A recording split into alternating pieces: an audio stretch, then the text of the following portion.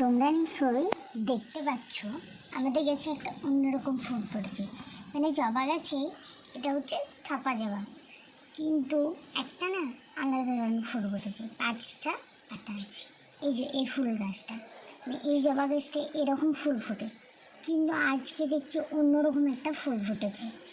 এটা হচ্ছে লাল জবা গাছ। কত লাল ফুল ফুটেছে, কত লাল রঙের জবা ফুল ফুটেছে, গাছটা একদম লাল রঙে ভরে গেছে।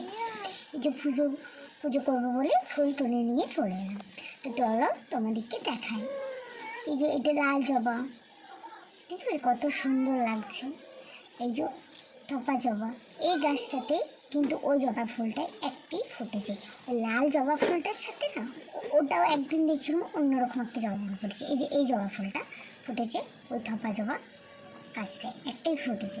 কি সুন্দর দেখতে লাগছে না, 5টা পাপড়ি হয়েছে, খুব সুন্দর লাগছে।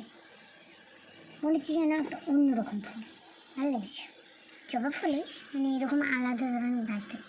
এই যে দেখুন কি সুন্দর লাগছে, এটা লাল, এটা গোলাপি, কি সুন্দর না। আর এই সব ফুলের গাছগুলোই কিন্তু আমাদের বাড়িতে আছে। এই যে সব আছে, আমি পুজো করবো বলে তুললাম।